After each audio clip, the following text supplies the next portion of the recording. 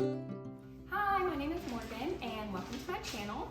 Today I am going to be giving you 9 tips on how to be more productive. I am a busy mom of 8 children and I homeschool 5 different grades, and these 9 tips definitely help save me time and energy and help me be more productive, and I hope they help you too. Take the things that work for you and go ahead and implement them, and take the things that don't and just don't. The first tip that I have is get up early. I know. There's different seasons in my life where this does not work, like postpartum and when I'm breastfeeding and babies have been teething and up all night and stuff like that. If you're in a season of your life where sleep is super scarce, getting up early might make you less productive. But my youngest is 2 now, and she sleeps in till like 5:30 or 6 in the morning, and I find that if I get up before her and my other children, then I am more productive. I can get things done in the morning. It's quiet, it's peaceful, I love it. I can get work done, I get my Bible reading done every single day, and I just feel way more productive when I get up early as opposed to the days that I get up later. When I get up early, I go ahead and get myself completely dressed for the day. I like to shower every single day. It wakes me up, I enjoy it. Some people don't like to shower every day, so you just have to find what works for you. However, whether you shower or not, I highly recommend that you go ahead and get yourself completely dressed right when you wake up, all the way down to your shoes, because that way you're ready for whatever life throws at you that day. I've been getting dressed as soon as I can every day for a while, and it's very helpful. Number 2 is spend time with Jesus. Read your Bible, read a devotional, do what you need to do. I prefer to do it first thing in the morning, and that way it's in my heart right away. It helps me throughout the day. It helps me reflect on the things that are important, and then the day doesn't get away from me and I never get it done. I've been in seasons of my life where I've, read the Bible while I was breastfeeding or nursing, and it just worked. But right now, at this season in my life, I do it the very first thing I do. I get up, I sit on the couch, and I start reading my Bible. When the coffee pot goes off, a lot of times I'll get up, get a cup of coffee, and go right back to it. I'm reading the Bible in a year. Did you know you only have to read 3 chapters a day to read your entire Bible in a year? So that's pretty cool, and it doesn't feel overwhelming, so I highly recommend that. But if that's not your thing, do something to encourage yourself. Read some kind of encouraging book, read something uplifting to help build you into the person that you want to be. Number 3, one thing that makes me super productive is meal planning. I know it sounds crazy, and some people say that it's really hard, but just do it. Just try it. Trust me. The fact that you don't have to think about what's for dinner at any point in your week makes you more productive. In the morning time, I already know what's for dinner that evening. I can take the meat out to defrost. I actually do it several days in a row. I'll look at my calendar like Monday, Tuesday, Wednesday. If we're having chicken or soup or whatever we're having, I'll take everything out of the freezer, stick it in the fridge, and then the next 3 days are ready for me for those dinners. We eat leftovers for lunch almost every single day, and breakfast I have all 7 days planned out. We have the same 7 breakfasts for the whole month, so I don't have to think about it on that particular day. So I highly recommend meal planning. It will make you more productive. If you feel like it's too hard, just try it. Just try it and see. And let me know. Let me know if you already meal plan or if you think you're gonna try it. Number 4, take on the most difficult task first. What I mean by that is do the thing that you don't want to do the most first. So if you have a to-do list that day, and you go down it and you have something like clean the bathrooms on it and you hate to do that the most, do it first. And that way you get the things that you don't want to do the most done, and that way by the time you get to your end of your list, you're enjoying the things that you're doing. It doesn't take as much willpower to finish.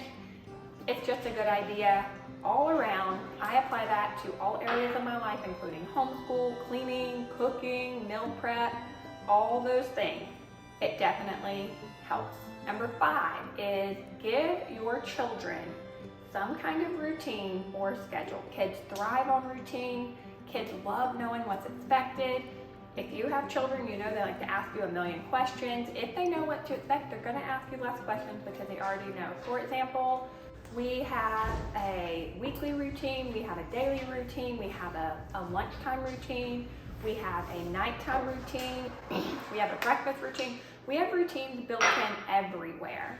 So for example, a lot of times people ask me like, how do I get my 2 and 3-year-old to take a nap every day? Their whole life, we've always eaten lunch and then took a nap.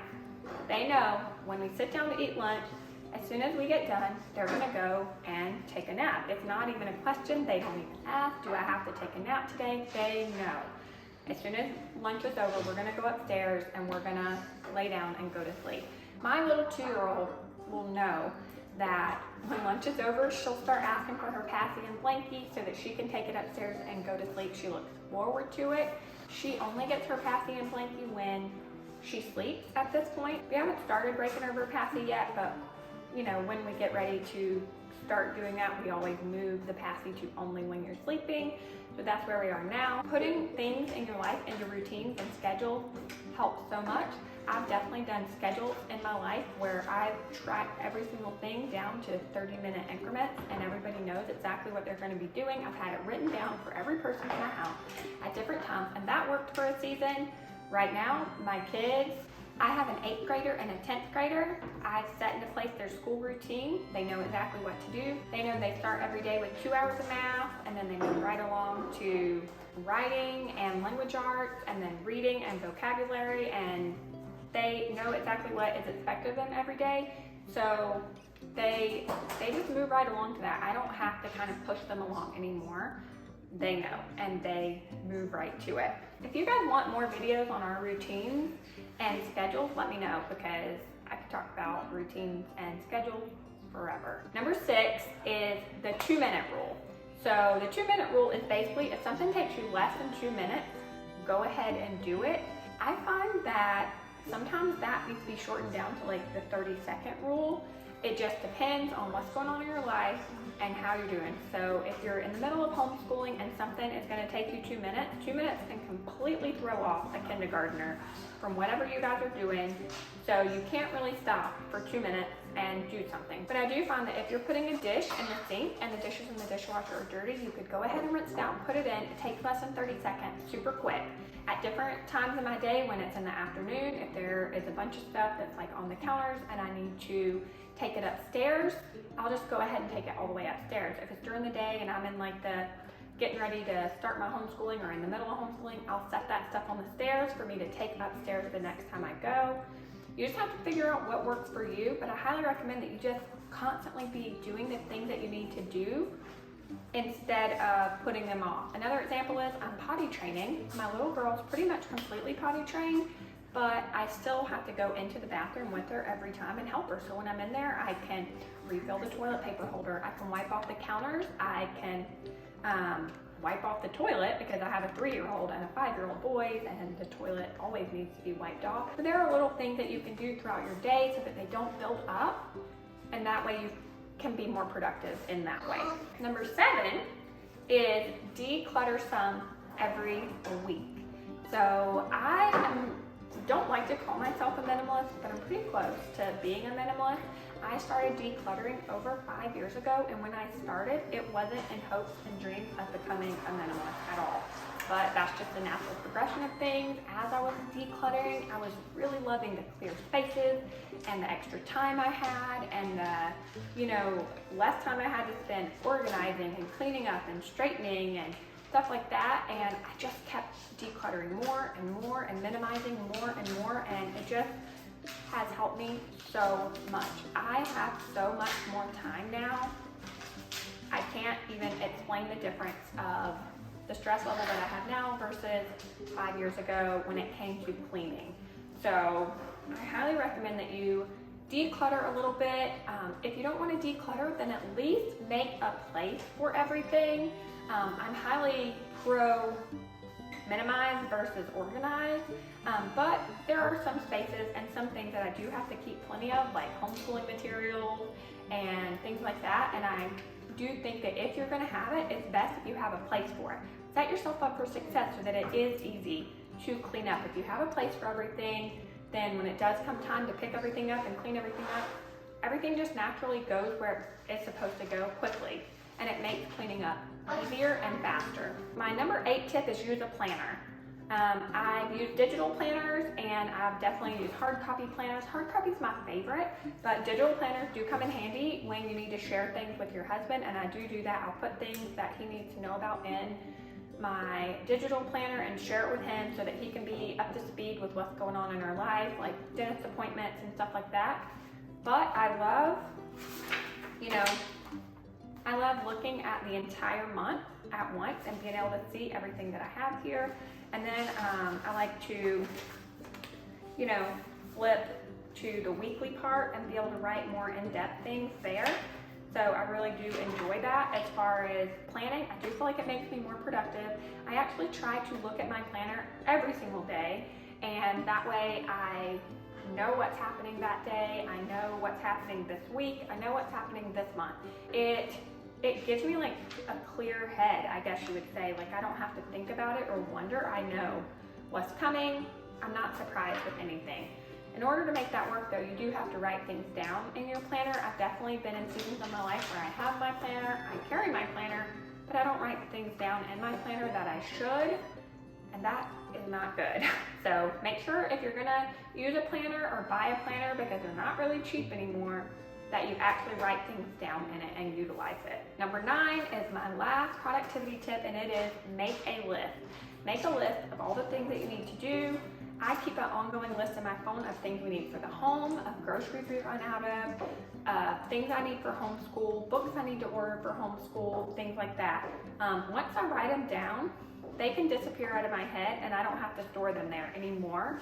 And that helps busy moms so much. A lot of times we have so much in our head that we have to think about, and it's easy to get overwhelmed. So I highly recommend having a list. I have a note app on my phone that I absolutely love. I've used several different note apps over the years, and just pick one. The one I use is free. I think it's just called Notes. Definitely will help you be more productive because your brain won't be filled with all the things that it doesn't need to store there, that can be stored somewhere else until you need to pull them up. So I hope this video blessed you. I'd love to hear your comments on things that make you productive and your thoughts on this. If you like this type of video, let me know down in the comments below, or just go ahead and give it a thumbs up, and that way I know that you guys are interested in more videos like this. I really am enjoying making the videos for you guys, and we'll see you in the next one.